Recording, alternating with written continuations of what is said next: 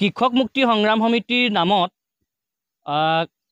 কৃষক মুক্তি সংগ্ৰাম সমিতিৰ লগত জড়িত নথকা কোনো ব্যক্তিয়ে আচলতে আমালৈ খবৰ আহিছে যে তেওঁলোকে ভুৱা ৰচিদ ব্যৱহাৰ কৰি তেওঁলোকে নিজে তেওঁলোকৰ কালাৰ প্ৰিণ্ট কৰি পিনি তেওঁলোকে কোনোবা এখন দোকানত তেওঁলোকে বিভিন্ন দোকানীৰ পৰা বিভিন্ন ধৰণৰ অনুষ্ঠান প্ৰতিষ্ঠানৰ পৰা আচলতে তেওঁলোকে কোনো কৃষক মুক্তি সংগ্ৰাম সমিতিৰ লগত কেতিয়াও জড়িত নথকা ব্যক্তিয়ে তেওঁলোকে ধন সংগ্ৰহ কৰি থকা কৃষক মুক্তি সংগ্ৰাম সমিতিৰ নাম লৈ তেওঁলোকে ৰচিদ ব্যৱহাৰ কৰি আমি দেখিবলৈ পাইছোঁ। আমাৰ দৃষ্টিগোচৰ হৈছে, আমাক জানিবলৈ দিছে সেই ব্যক্তিসকলে।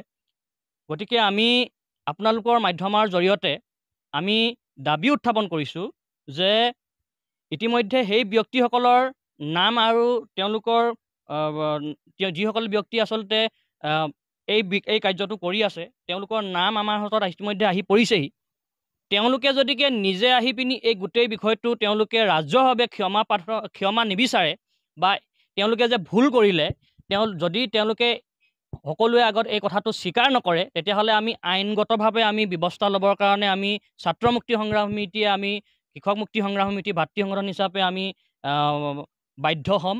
গতিকে আমি আপোনালোকৰ জৰিয়তে সকলোকে এটা কথা জনাই দিব খুজিছোঁ, চাবুৱাৰ বিভিন্ন অনুষ্ঠান প্ৰতিষ্ঠান তথা চাবুৱাৰ সকলো ৰাইজক আমি এটা কথা জনাই দিব খুজিছোঁ যে কৃষক মুক্তি সংগ্ৰাম সমিতিয়ে কোনো আচলতে কিবা কাৰ্যসূচী থাকিলেহে কাৰ্যসূচী প্ৰতিবাদ কিবা থাকিলে তেতিয়া দান বৰঙণি সংগ্ৰহ কৰে, কিন্তু এনেকৈ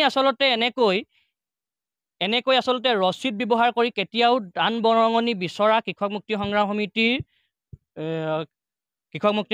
নকৰে তেনেকুৱা কাম। গতিকে এনে কামৰ পৰা যিকেইজন ব্যক্তিয়ে এই কামটো কৰিছে এইকেইজন ব্যক্তিক আমি সকীয়াই দিছোঁ যে অনাগত দিনত তেওঁলোকে আচলতে এনে কামৰ পৰা বিৰত থাকক।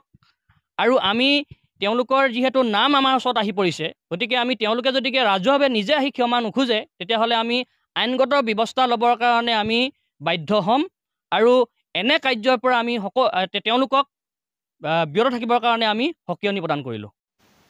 কৃষক মুক্তি সংগ্ৰাম সমিতিৰ নামত যিহেতু আমি ইতিমধ্যে গম পাইছোঁ যে এটা দুষ্ট চক্ৰই ধন সংগ্ৰহ কৰি আছে।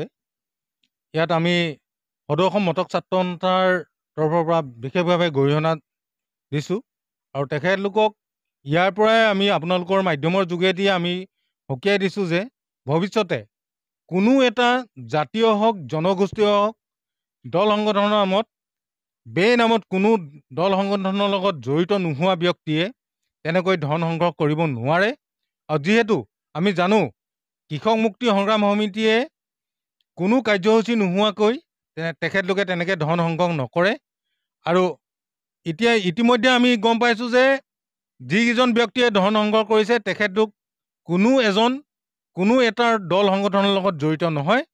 আৰু তেখেতলোকক আপোনালোকৰ মাধ্যমৰ যোগেদি আমি সকীয়াই দিছোঁ যে ভৱিষ্যতে তেনেকুৱা কামৰ পৰা বিৰত থাকক, অন্যথা নহ'লে আমি সকলো দল সংগঠন লগ লাগি তেখেতলোকৰ বিৰুদ্ধে আমি আইনৰ কাষ চাপিবলৈ আমি বাধ্য হ'ম।